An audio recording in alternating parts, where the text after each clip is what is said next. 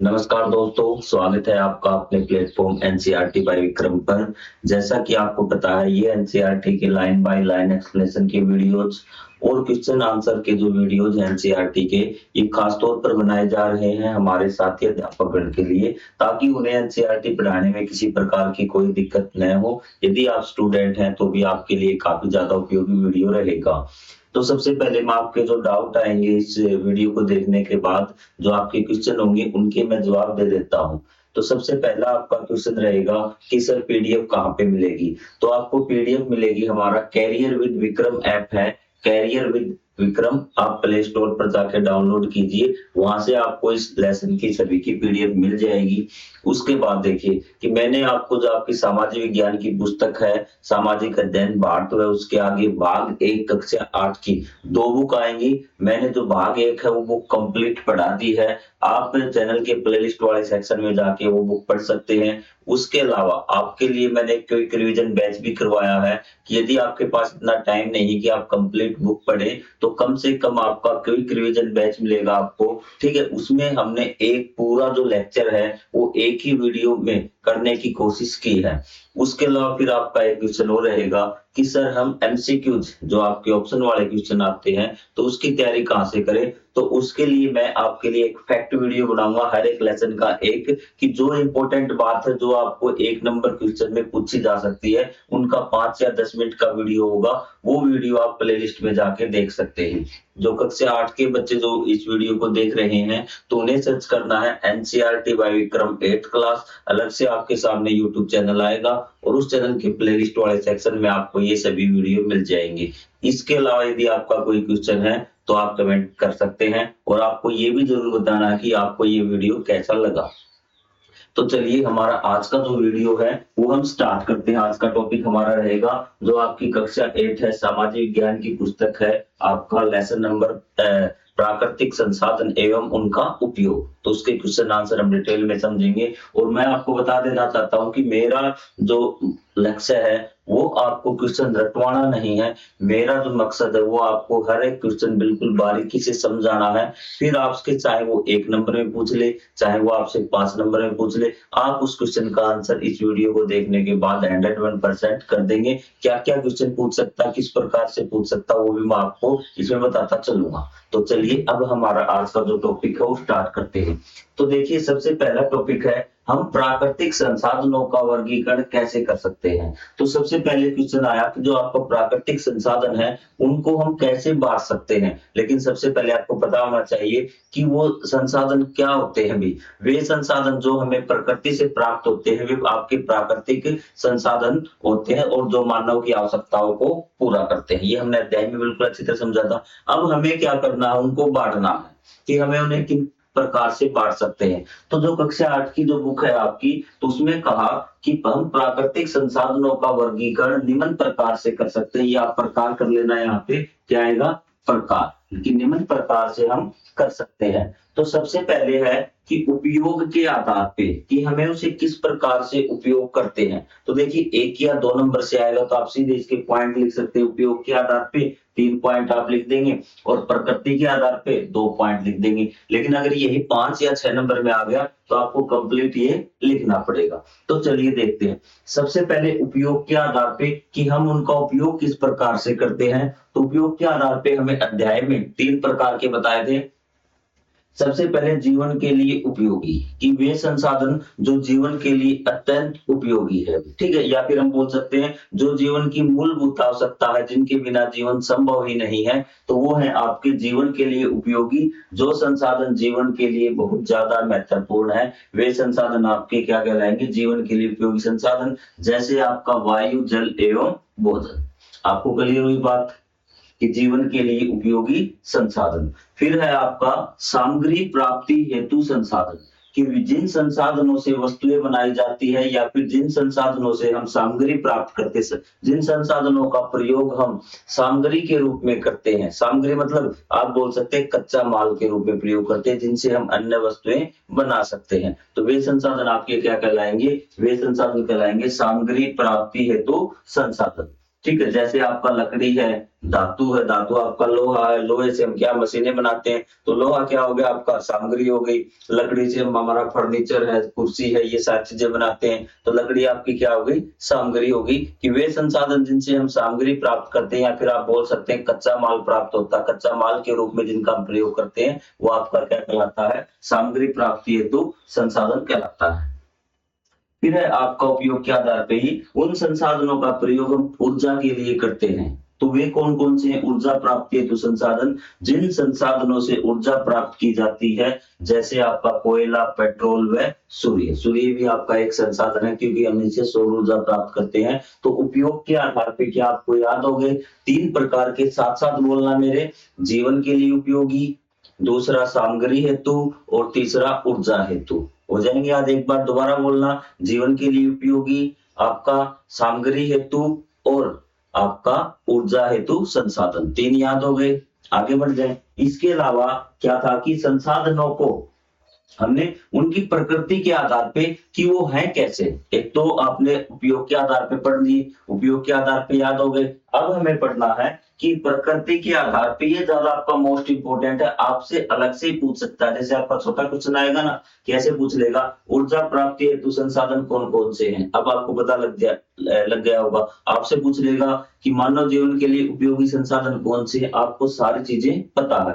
अब प्रकृति के आधार पे यहाँ से आपका क्वेश्चन पक्का बनेगा। तो प्रकृति के आधार पे हम संसाधनों को 2 प्रकार से बांट सकते हैं, एक नवीकरणीय संसाधन, एक अनवीकरणीय संसाधन। सॉरी, यहाँ पे दोनों बार नवीकरणीय लिखा गया, तो यहाँ पे क्या आएगा, अनवीकरणीय आएगा। क्या आएगा, अनवीकरणीय संसाधन। अब नवीकरणीय देखिए, वे संसाधन जो प्रकृति में समय की लगातार पुनः पूर्ति करते रहते हैं, मतलब कि वो दोबारा बनते रहते हैं। आप सिंपल भाषा में याद कर लीजिए कि वो क्या है कि पुनः पूर्ति करते रहते हैं, वो दोबारा बनते रहते हैं जल्दी से, कम समय में। ठीक है, वे संसाधन जो कम समय में अपनी पुनः पूर्ति कर देते हैं, उन्हें हम नवीकरणीय संसाधन कहते हैं। पुनः पूर्ति मतलब कि वो दोबारा आपके बन जाते हैं।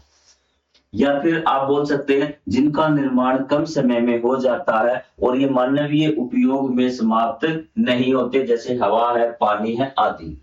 ठीक है, जैसे आपका नदी में पानी आ रहा है, ठीक है, वो आपका क्या होगा कि दोबारा से भाप बन के चला जाएगा, आपका पीछे से बर्फ का पिघल के आ जाएगा नदी में पानी, या फिर वर्षा के रूप में दोबारा आ जाएगा। ये तो नहीं है कि वर्षा 20-30 सालों में होगी, जल्दी से फिर अगले कुछ महीनों में फिर बारिश आ जाएगी, फिर पानी आ जाएगा। तो ये कहता है कि ये क्या है कि पुनः आपका पुनः पूर्ति करते हैं, खुद की भी, किसकी करते हैं, खुद की पुनः पूर्ति करते हैं, या फिर जिनके निर्माण में बहुत कम समय लगता है, ठीक है, और मानव के उपयोग में वो जल्दी से समाप्त नहीं होते, इन्हें कहा जाता है नवीकरणीय। नवीकरणीय आप नाम है कि जो नया बन जाएंगे।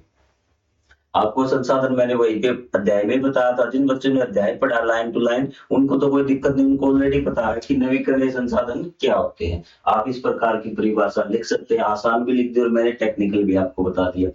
अनवीकरणीय संसाधन, इसका उल्टा भी आप इसमें नए भी लगा सकते हैं ओनली, कि वे संसाधन जो प्रकृति में स्वयं की लगातार पुनर्पूर्ति नहीं करते, या फिर जिनके निर्माण में बहुत ज्यादा समय लगता है और ये मानवीय उपयोग में समाप्त हो सकते हैं, तो इनको, जैसे आपका कोयला, पेट्रोलियम, इस प्रकार से लिख सकते हैं उल्टा, बिल्कुल उल्टा करके। या फिर इसकी अलग से भी आप परिभाषा लिख सकते हैं। अलग से परिभाषा क्या रहेगी, जिन संसाधनों का भंडार सीमित है, ये आपके क्या थे, असीमित है, बहुत ज्यादा भंडार है इनका पृथ्वी पे, लेकिन आपका जिन संसाधनों का भंडार सीमित है और एक बार उपयोग कराने के बाद इन्हें पुनः प्राप्त करने में लाखों करोड़ों वर्ष लग जाते हैं, कि एक बार आपने उपयोग कर लिया ना, तो उसको बनाने में, आपको दोबारा बनाने में लाखों करोड़ों या फिर बहुत ज्यादा समय लगता है। वे संसाधन आपके कहलाते हैं अनवीकरणीय। आपको उदाहरण है आपका कोयला, एक बार जल गया, आप दोबारा से वही कोयला बनाओगे ना, तो वो लाखों करोड़ों सालों में उसका निर्माण होता है। पेट्रोलियम है, आपकी गैस है,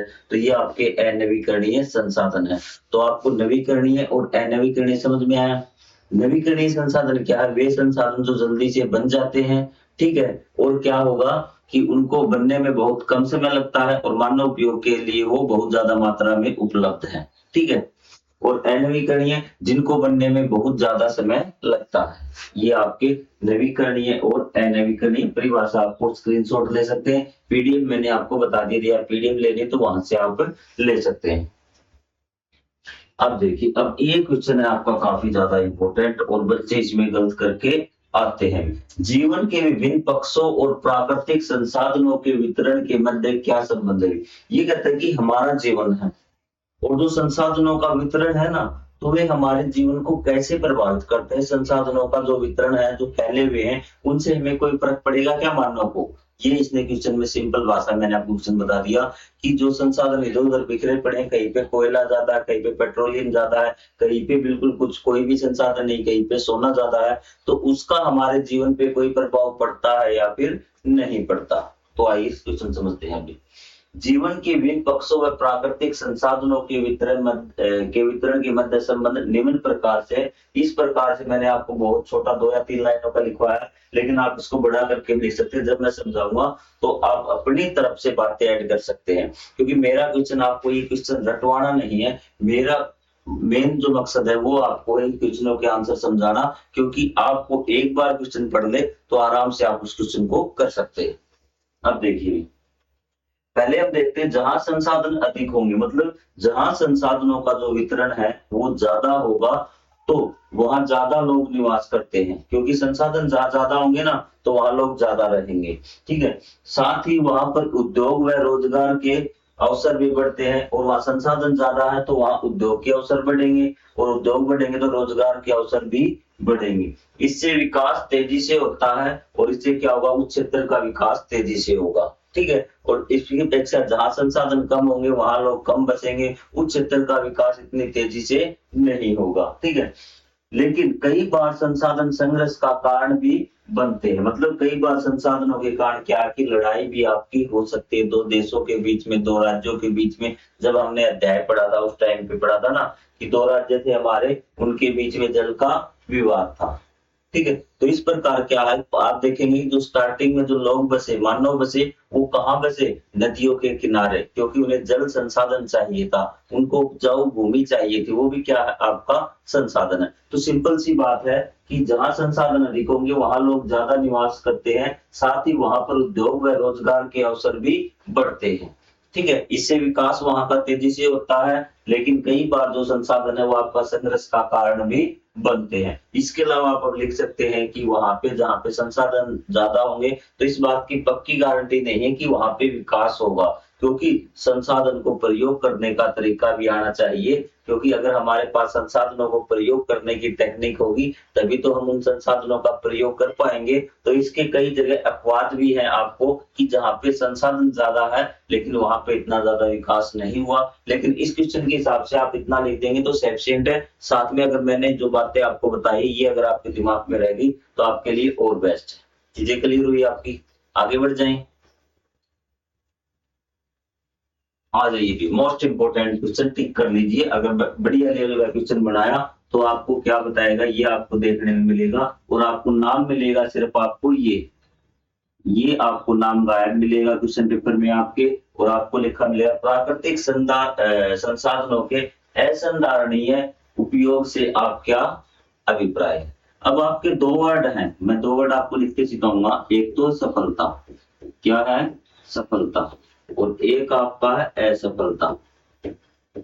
आप कहेंगे सर बिल्कुल सही, हमें समझ में आ गया कि सफलता असफलता का उल्टा है या फिर दोनों एक दूसरे के उल्टे। उसी प्रकार आपका क्वेश्चन अगर आपको असंधारणीय, क्या है ये, संधारणीय, और ये है आपका असंधारणीय, आपको क्वेश्चन में थोड़ा सा भी फेरबदल कर देगा ना तो आपको चीजें समझ से बाहर हो जाएंगी।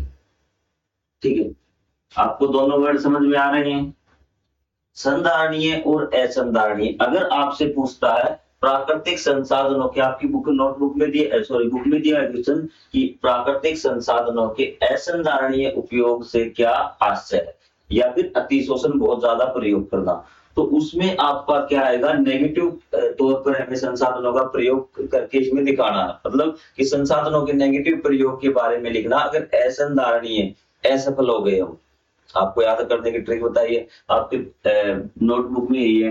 तो जब हम संसाधनों का उपयोग उनकी पुनः बनने की क्षमता से अधिक करते हैं कि वो आपके इतनी जल्दी तैयार नहीं हो रहे और उससे ज्यादा हम क्या कर रहे हैं, प्रयोग कर रहे हैं, तो क्या होगा, तो संसाधनों के खत्म होने का खतरा बना रहता है। इसे ही संसाधनों का असंधारणीय उपयोग या अतिशोषण कहा जाता है। तो मैं आपको थोड़ा सा क्वेश्चन एक्सप्लेन करके दिखाता हूं कि ये एक पानी का जग है, ठीक है, और इसमें पानी है 500 ग्राम। कितना है? 500 ग्राम, ठीक है, और हम इसमें से यूज कर रहे हैं रोज 100 ग्राम। कितना? 100 ग्राम। आप कहेंगे सर 100 ग्राम पानी हम यूज कर रहे हैं, ठीक है, आ भी कितना रहा इसमें साइड से? 100 ग्राम। कोई दिक्कत होगी?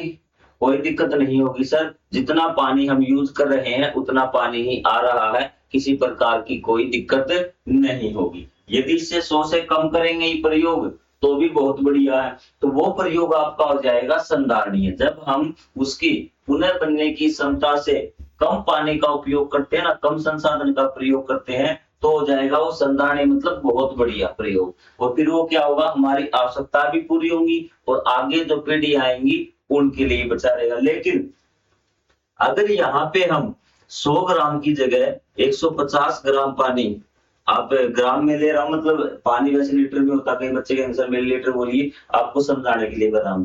अगर मैंने 150 ग्राम पानी में यूज करने लगूं और आ कितना रहा है?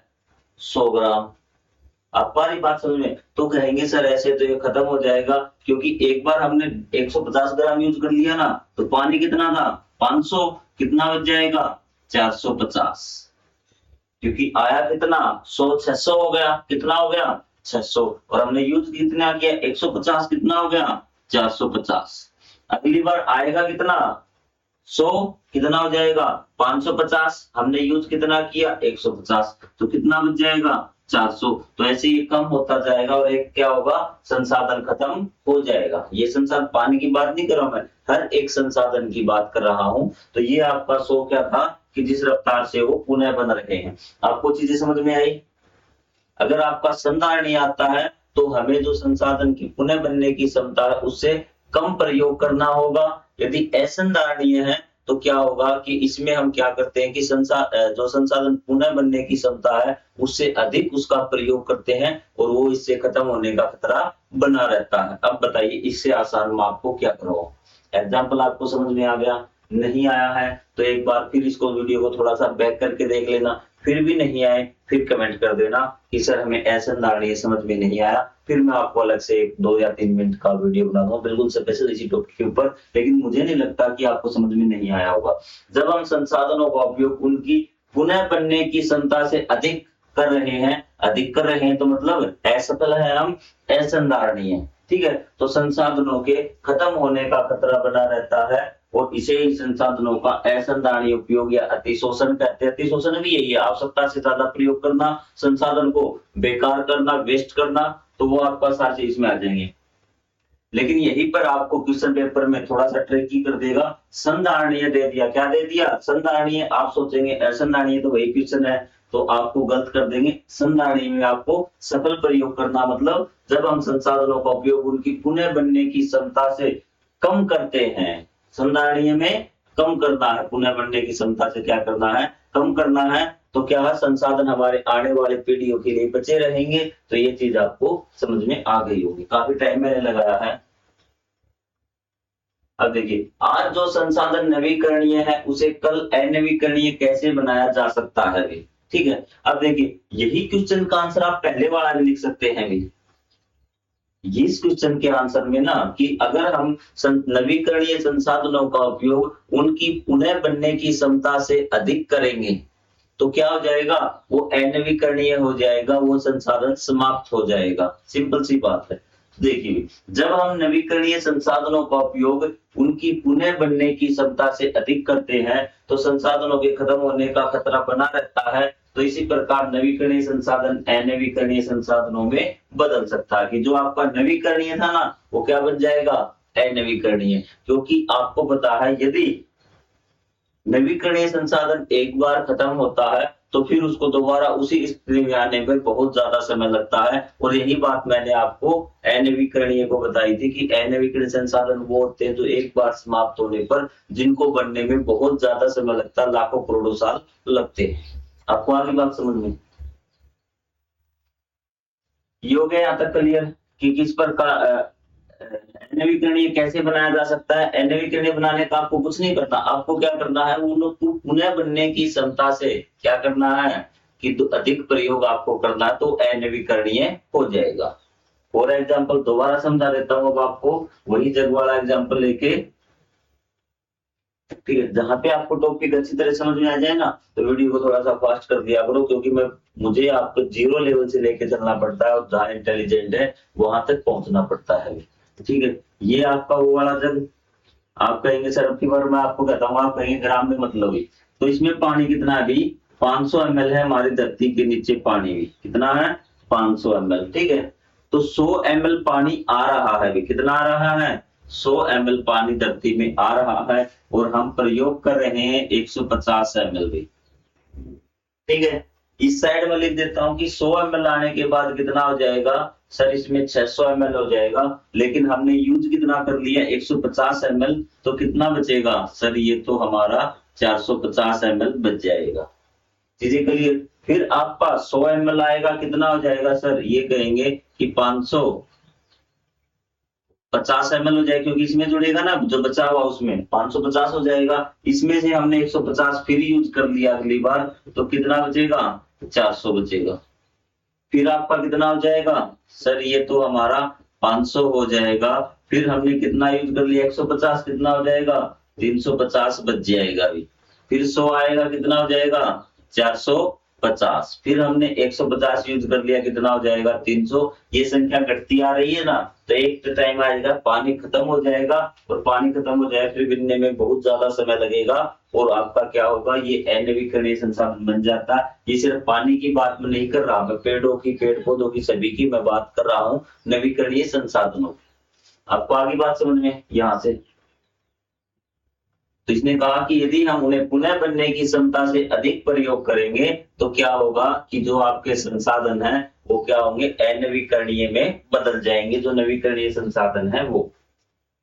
ऐसा होने से रोकने के उपाय भी, तो संसाधनों का सीमित व संतुलित प्रयोग करना होगा, हमें बड़े ध्यान से आपका संसाधनों का प्रयोग करना होगा। यहाँ आप शब्द लिख सकते हैं नवीकरणीय संसाधनों का, किसका, नवीकरणीय संसाधनों का अच्छी तरह से प्रयोग करना होगा। संसाधनों का पुनः उपयोग करना होगा, हमें संसाधनों को बहुत कम वेस्ट करना होगा, उसका हम दोबारा प्रयोग कर सकते हैं। और सबसे इंपॉर्टेंट पॉइंट है सी, संसाधनों को पुनः निर्माण के लिए समय देना होगा। क्या होगा, पुनः निर्माण के लिए हमें समय देना होगा, ताकि वो दोबारा से तैयार हो जाए, जो मैंने आपको एग्जांपल दिया था ना, तो इस प्रकार से भी। और ये लाइन आप लिख सकते हैं कि पुनः निर्माण की क्षमता से कम प्रयोग हमें करना है, कि यदि हम यहाँ पे 90 प्रयोग करते जाए ना, कि हम 100 की बजाय यहाँ हम 90 प्रयोग करते जाएं, 90 ml हम पानी प्रयोग करते जाएं, तो क्या होगा, कभी भी ये पानी खत्म नहीं होगा, क्योंकि जितना हम प्रयोग कर रहे हैं उतना उससे ज्यादा बन रहा है। आप कोई चीज क्लियर, तो इस प्रकार से संसाधन कभी भी खत्म नहीं होंगे। अगला क्वेश्चन है आपका, 5 पारिस्थितिकी तंत्रों कार्यों के नाम बताइए जो मानव के लिए उपयोगी है। पारिस्थितिकी तंत्र होता है कि आपके सभी जीव जंतु, आपके पूरा जैव मंडल है जहां आप रहते हैं, वहां सभी जीव एक दूसरे पर निर्भर रहते हैं, ठीक है। एक दूसरे से एक दूसरे से परस्पर क्रिया करते हैं, और आपकी ऊर्जा का आदान प्रदान करते हैं, कि जैसे आपका हिरण है, हिरण ने घास खाया, फिर उसको किसने खा गया, शेर खा गया उसको। तो इस प्रकार क्या है कि जो मक्खियां वो काम करती, पेड़ पौधे ऑक्सीजन लेते हैं, सॉरी ऑक्सीजन छोड़ते हैं, CO2 लेते हैं, ठीक है। तो इस प्रकार क्या सारा वातावरण एक दूसरे से जुड़े हुए, वातावरण के जीव जंतु है ना, सभी एक दूसरे से जुड़े हुए हैं। तो इसने कहा कि मानव के लिए क्या चीजें लाभदायक है जो यहाँ पे होती है, ठीक है। तो सबसे पहले मानव के लिए लाभदायक पेड़ पौधों द्वारा ऑक्सीजन का उत्पादन करना भी, ये आपका हो गया मानव के लिए लाभदायक है। दूसरा, वन एवं मिट्टी प्राकृतिक रूप से उसको क्या करते हैं, जल को साफ करते, फिल्ट्रेशन का कार्य करते, जब जंगलों में से बह के आता है, ठीक है, और आपका नीचे जाता है ना जल, तो फिल्टर हो जाता है, साफ हो जाता है। पेड़ पौधे एवं मिट्टी के कटाव को रोकते हैं, तो भी मानव के लिए फायदेमंद है कि मिट्टी का कटाव नहीं होता, मिट्टी उपजाऊ रहती है। वन बहुत से जीवों को आवास देते हैं, जो मानव के लिए बहुत ज्यादा लाभदायक है भी, ठीक है। मधुमक्खी एवं अन्य कीट परागण में मदद करते हैं। जो आपकी मधुमक्खियां और अन्य कीट हैं वो परागण में मदद करते हैं। यदि आपके वो कीट नहीं होंगे ना तो नए आपके जो परागकण है, आपने साइंस में पढ़ा हुआ स्त्री केसर और पुंकेसर कि आपका जो मेल है उसके जो कण है वो आपके फीमेल तक पहुंचने चाहिए, तभी तो आपका फर्टिलाइजेशन या निषेचन की क्रिया होगी। तो इससे क्या होगा कि आपके नए फूल आएंगे, फूल तो आ जाएंगे लेकिन नए बीज पैदा होंगे, नए वो होंगे। ये भी मानव के लिए क्या बहुत ज्यादा हेल्पफुल है आपका फसलों में भी। इसके अलावा और काम जो भी चीजें मानव को जीव जंतुओं से प्राप्त होती है, पेड़ पौधे से प्राप्त होती है, वो सारी चीजें क्या है इसमें आ जाएगी पारिस्थितिकी तंत्र में, जो अपने आप घटित होती हैं और मानव के लिए क्या है वो लाभदायक है। इसमें मानव का कोई रोल नहीं है, ये खुद से क्या है आपके वो घटित होती है और मानव को इन सब चीजों से फायदा होता है। चीजें क्लियर आपकी? अब अगले क्वेश्चन पे आ जाइए।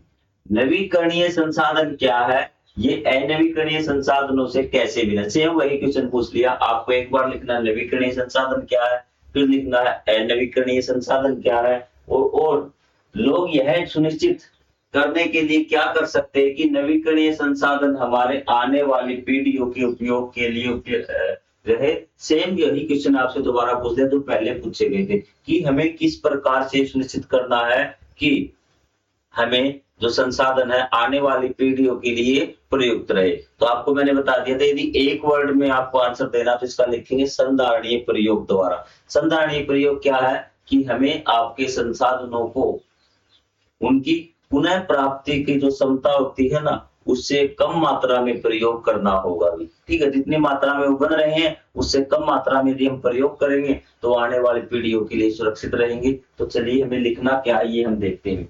पहले नवीकरणीय संसाधन आपको सबसे पता है क्या है? नवीकरणीय संसाधन वे संसाधन है जिनका पुनः निर्माण कम समय में हो जाता है। ठीक है, यहाँ पे ये 2 बार लिखा गया, इसको आप कट कर देना। इतनी बात तो आप समझ लेंगे भी कि वे संसाधन है जिनका पुनर्निर्माण कम समय में हो जाता है, जबकि अनवीकरणीय संसाधन सीमित होते हैं, इसका निर्माण बहुत ज्यादा समय लगता है इसके निर्माण में। यदि हम नवीकरणीय संसाधनों का सीमित व जिम्मेवारी से प्रयोग करेंगे, यदि हमें नवीकरणीय संसाधनों का प्रयोग सीमित करना है मतलब जितनी जरूरत है उतनी मात्रा में भी, ठीक है, और जिम्मेवारी से प्रयोग करेंगे वह उनको, ये मेन लाइन इंपॉर्टेंट है भी, उनको पुनर्निर्माण का समय देंगे तो ये संसाधन हमारे व आने वाली पीढ़ियों के लिए बचे रहेंगे। अब आपको सारे क्वेश्चन ऐसे होंगे जो आप आराम से समझ सकते हैं। थोड़ा सा मैं साइड में, तो आपके स्क्रीनशॉट वाले में दिक्कत होती, स्क्रीनशॉट लेना है तो ये आप ऐसे कर सकते हैं। कोई डाउट इसमें? छोटे भी करवा दिए हैं और आपको अगर बड़ा आ जाए तो आप खुद से इसमें जोड़ तोड़ के बहुत सारी बातें हम लिख सकते हैं, आपको इतना ज्ञान हो चुका है। ये कहता है कि वर्तमान उपयोग के लिए वस्तुओं के उत्पादन में किन बातों का ध्यान रखना चाहिए। ठीक है, कि हमें क्या है कि जब हम वस्तु बना रहे हैं तो उसके जो वस्तु बना रहे हैं आज के उपयोग की, तो उनमें किन बातों का आपको ध्यान रखना चाहिए। तो आप मान लीजिए आप कोई चीज बना रहे हैं तो आप किन किन बातों का ध्यान रखेंगे, तो बातें मैं आपको भी बता देता हूँ। सबसे पहले जो आप उत्पादन करें किसी वस्तु का तो उसमें प्रदूषण कम से कम होना चाहिए भी। ठीक है, आप जो उत्पादन की जो आपकी प्रक्रिया है ना उसमें प्रदूषण आपका कम से कम होना चाहिए भी। अपशिष्ट आपका कम से कम निकले, जो वेस्टेज है वो आपका कम से कम हो भी। ठीक है, दूसरा है आपका यहाँ आप अपशिष्ट की जगह अपशिष्ट आपका हो गया। ठीक है, संसाधनों का कम से कम नुकसान, एक और यूज कर लेना कि संसाधनों का जो है ना नुकसान कम से कम हो, नुकसान कम हो, ये चीज आपको ध्यान रखनी। ठीक है, कि आपको प्रदूषण नहीं करना है, आपको अपशिष्ट कम से कम निकले, संसाधनों को नुकसान कम हो, जो वस्तु है आपकी वो ज्यादा समय तक चले। खुद से लिख सकते हो चीजें। और आप क्या ऐड करेंगे इसमें कि संसाधनों का कम नुकसान हो, वस्तु ज्यादा समय तक चले। ठीक है, और वस्तु आपकी क्या हो कि पुनः चक्रण हो उसके भी। ठीक है, क्या उसके पुनः चक्रण हो उसके, कि उस वस्तु को अगर एक बार वस्तु खराब हो जाए तो उसको हम दोबारा से क्या कर लें, किसी प्रकार से कन्वर्ट करके उसको हम दोबारा नई चीज बना लें। तो ये चीज आपको ध्यान में लिखनी है। लेकिन आपको ये 2 पॉइंट जो मैंने लिखे ये तो आप कम से कम आप लिखेंगे। उत्पादन में प्रदूषण कम से कम होना चाहिए, अपशिष्ट कम से कम निकले। अपशिष्ट मतलब कि जो आपके वेस्टेज होता है ना, वो बहुत ज्यादा कम होना चाहिए और आपका संसाधनों का नुकसान कम से कम हो, ये चीज हम ध्यान में रखेंगे। अपने घर व पड़ोस में ऐसी सांस्कृतिक प्रथाओं की पहचान कीजिए कि जो आपकी पुरानी प्रथाएं चली आ रही हैं आपके घर व आस पड़ोस के पास, जो प्राकृतिक संसाधनों विवेकपूर्ण उपयोग की ओर इंगित करती है, जो हमें ये बताती है कि संसाधनों का प्रयोग हमें क्या करना चाहिए, विवेकपूर्ण बुद्धिमत्ता पूर्वक करना चाहिए। ठीक है, तो जैसे हम बार बार सुनते जो परंपराएं हैं, जो आपके पेरेंट्स हैं उनसे आप सुनेंगे कि पानी को व्यर्थ नहीं करना। आपने देखा होगा आपके घर वाले कहते हैं चीजें पुरानी चली आ रही है। त्योहारों पर प्रकृति का सम्मान करना, कि त्योहारों पे हम क्या अलग अलग जो आपके भूमिखंड होता है, कई बार हम किसी वृक्ष को पूजते हैं, तो ये क्या प्रकृति का सम्मान है, प्रकृति को बचाने के लिए।